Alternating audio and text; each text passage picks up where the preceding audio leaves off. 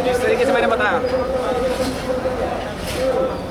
राहुल, आवाज India TV channel देख रहे सभी दर्शकों को नमस्कार, सत श्री अकाल, गुड मॉर्निंग। देखा जाए तो किसान आंदोलन को आज 44 दिन से भी ज़्यादा का समय हो गया और कहीं ना कहीं ये केंद्र की सरकार है इस मामले में कहीं भी सुनवाई नहीं कर रही है।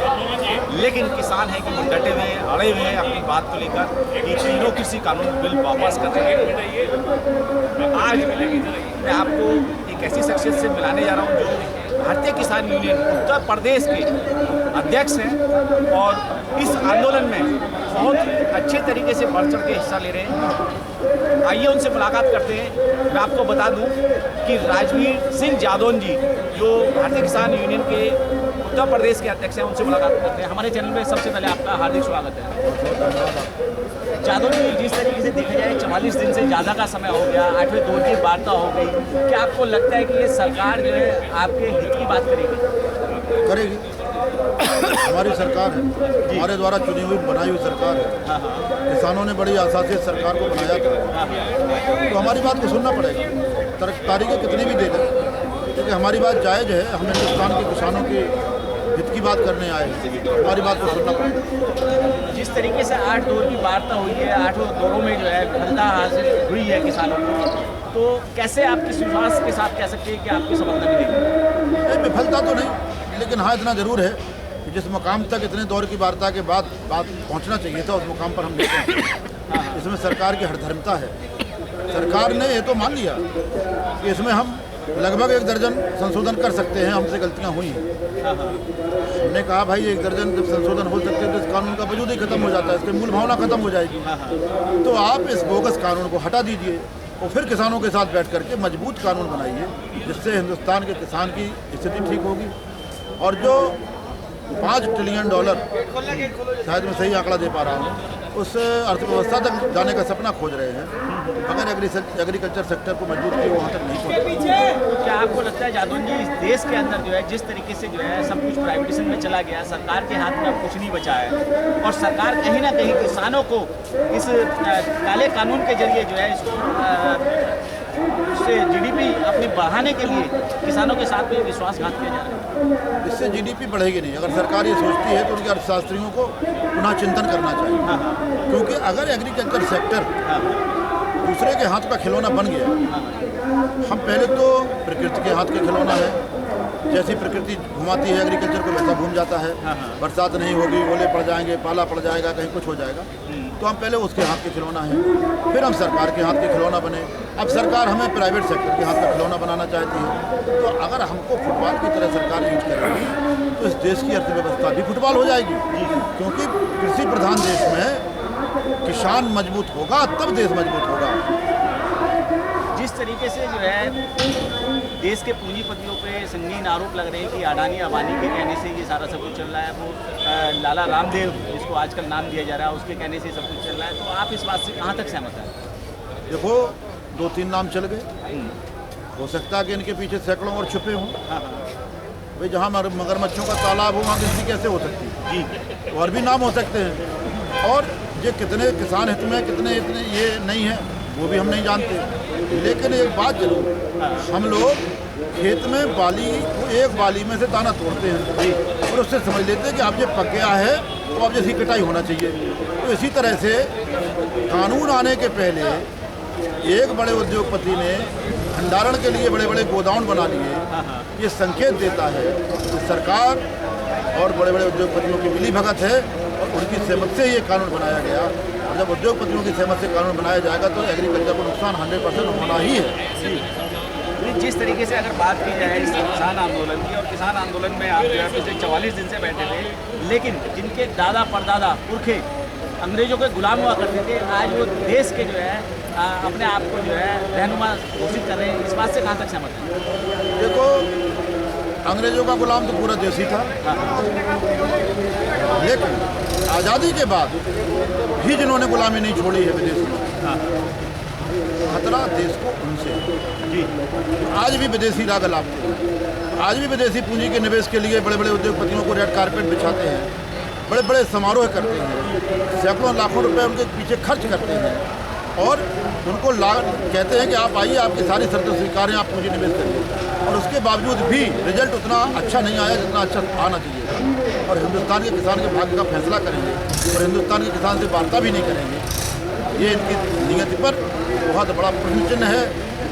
ये देश के साथ हमारी भाषा में तो देशद्रोह है। अच्छा जादौन जी, जिस तरीके से 8 तारीख को जो है तमाम किसानों ने जो है अपना शक्ति प्रदर्शन दिखाया ट्रैक्टर रैली के माध्यम से, और पूरे देश और दुनिया ने देखा कि किसानों की ताकत को, लेकिन ये सरकार जो है उसको अपने चश्मे से नहीं देख पाई, ना उसको समझ पाई, ऐसा क्यों? ये शक्ति प्रदर्शन नहीं था एक्चुअली, आपको बताएं। ये हम लोगों का ट्रैक्टर खड़े खड़े जाम हो गए थे, मोबाइल चैम्बर में उतर गया था, पिस्टन स्लिप सूखे पड़े थे, बैटरियाँ भी डिस्चार्ज हो गई थी, तो थोड़ा चार्ज वार्ज करने का काम किया। और अगर मानती है सरकार की शक्ति प्रदर्शन था तो उसको सुधार करना चाहिए कि केवल अभी टेलर था जी, अभी पिक्चर तो पूरी आना बाकी है। ये शक्ति प्रदर्शन नहीं था, ये केवल हमने अपने वार्म अप हुए हैं, अभी थोड़ा हाथ पैर खोलने का काम किया है, ट्रैक्टरों को आगे पीछे चलाने का काम किया है। शक्ति प्रदर्शन जिस दिन अगर करना पड़ा किसान को तो सरकार को भारी पड़ा। क्या आपको नहीं लगता है कि 60 किसानों की शहादत इस आंदोलन में अब तक हो चुकी है, और देश के प्रधानमंत्री कहते हैं कि हम 18 घंटे काम करते हैं, क्या उन 18 घंटों में से 18 सेकंड भी किसानों के लिए निकाल पाए अभी तक? देखो भाई, आपके मीडिया के माध्यम से ही पता चलता कि कब मोर को दाना खिलाया जी, कब गंगा जी की कसम बनारस में खाई, कब राष्ट्रपति के साथ चाय पी रहे, कब किसी पत्रकार के साथ झूला झूल रहे, ये तो आप ही लोग दिखाते हैं। तो 18 घंटे में कितने काम करते हैं ये हमारा विषय नहीं है, काम कितने घंटे का होता ये विषय नहीं है, काम का रिजल्ट देश को क्या मिला विषय ये होना चाहिए। काम का रिजल्ट गरीब, मजदूर, किसान, दूर दराज में इंटीरियर में रहने वाले व्यक्ति के कल्याण के लिए कितना उपयोगी होगा विषय ये होना चाहिए। अभी जो वर्तमान सरकार है जादौन जी, की सरकार कहीं ना कहीं जो है कहते हैं कि आरएसएस के हाथों की कठपुतली है, पूंजीपतियों के हाथों की कठपुतली है, तो क्या आप इस बात को सहमत मान करते हैं? भाई देखो, हम ज़्यादा गहराई में तो जाना नहीं चाहते। अब जो किसके हाथ की कठपुतली है ये हम नहीं कहना चाहते। भाई किस संगठन के, किस व्यक्ति के, किस इंडस्ट्री के, इसमें हम नहीं जाना चाहते, नाम भरोसा करते हैं। लेकिन इतना ज़रूर है कि अगर ऐसा है, अगर ऐसा है तो ये हिंदुस्तान जैसे मजबूत देश को कठपुतली सरकार तो कम से कम स्वीकार नहीं।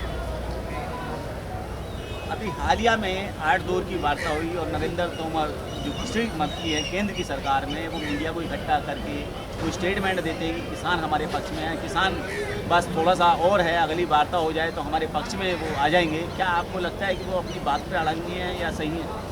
देखो, एक राजनीतिक व्यक्ति के तौर पर अगर नरेंद्र तोमर साहब का बयान है तो ठीक बात है, क्योंकि पॉलिटिकल आदमी पॉलिटिकल बात करता है, मुँह भी बोलता है, माहौल भी बनाता है, सब कुछ करता है। लेकिन हिंदुस्तान के बहुत बड़े प्रक्रिया से गुजर करके चुनाव जीता, सांसद बने, और इसके बाद संविधान की शपथ पूरे देश के सामने खाई राष्ट्रपति जी के द्वारा, और इसके बाद भी अगर इस तरह की बात करते हैं कि हिंदुस्तान का किसान हमारे पक्ष में आ गया है, वह कुछ ही समय रह गया है, तो ये उनको शोभा नहीं देता। क्योंकि हिंदुस्तान का किसान 1% भी अभी तक उसकी ये हमदर्दी जीत नहीं पाए, उसका भरोसा जीत नहीं पाए, ये उनको कहना अच्छा नहीं। जिस तरीके से जो है वो एक तरीके से छलावा वाला या एक जुमलेबाजी सरकार कहलाती है, उन्होंने कई बार इस तरीके से अपने आप को प्रूव भी किया कि कहीं वोटिंग में अगर मुस्लिमों को कन्वर्ट करना होता है तो अपने फर्जी जो है बुर्के पहना के हिंदू महिलाओं को जो है मुस्लिम बना के दिखाया जाता है। इसी तरीके से इस किसान आंदोलन में कुछ फर्जी किसानों को नरेंद्र तोमर जी के पास भेजा जाता है और वो वहाँ जाके समर्थन देते हैं, लेकिन जब उनकी जांच की जाती है तो उनका रजिस्टर 20 दिसंबर की तारीख में दिखाया जाता है। तो क्या आपको लगता है कि जुमले वाली सरकार आपके साथ भी छलावा कर रही है? देखो भाई, धर्म के नाम पे, किसके नाम पे क्या कर रहे हैं, हम लोग राजनीतिक व्यक्ति हैं, खेतों में 24 घंटे काम करने वाले व्यक्ति हैं, हमें तो नहीं पता कि कहाँ क्या हो रहा है, कहाँ जुमलेबाजी कर रहे हैं, कहाँ क्या कर रहे हैं, ये हमें तो जानकारी इसकी नहीं है। लेकिन कम से कम जो हिंदुस्तान का आम किसान है, जो राजनीतिक दलों का पिट्ठू नहीं है, कम से कम उस किसान की भावनाओं का आदर करना चाहिए। ये हम लोग वो लोग हैं जो अभी तक 70 सालों से सभी की सरकारें बनाते रहे, इसलिए नहीं बनाते रहे कि बहुत अच्छे थे, इसलिए बनाते रहे कि हमारे लिए बहुत अच्छा करेंगे, लेकिन ये कर नहीं पाए। नहीं, जिस तरीके से आपने जो है जो इस देश का 85% किसान है, 2014 में मोदी जी के प्रति भावना से उनको वोट दिया, उसके बाद में 2019 में दिया, तो क्या आपको अनुमान था या आभास था इस बात का कि इन किसानों के लिए ही ये जो है एक तरीके से विलेन साबित होंगे? अब विलेन तो मैं नहीं कह सकता, क्योंकि ये तो पिक्चर पूरी आना बाकी है। हाँ हाँ और कोई व्यक्ति अपने जीवन में ना तो विलेन होता है ना हीरो होता है। हाँ हाँ ना ही किसी व्यक्ति को ये अधिकार होता है कि वो ये आकलन करेगा कि हम विलेन हैं या हीरो हैं। हाँ हाँ ये आकलन तो जनता जनार्दन करती है। जी।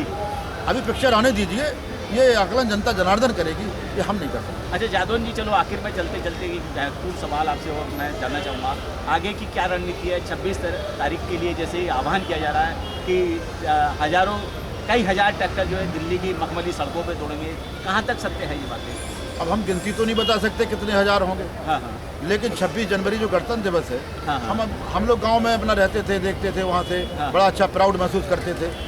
और फिर हम प्राउड महसूस करना चाहते हैं, क्योंकि जब दिल्ली के दरवाजे पर बैठे हैं तो गणतंत्र दिवस हमारे 4-6 किलोमीटर दूरी पर मनाया जाएगा, तो हम लोग भी भावना रखते हैं कि गणतंत्र दिवस को हम लोग भी नज़दीक से देखेंगे।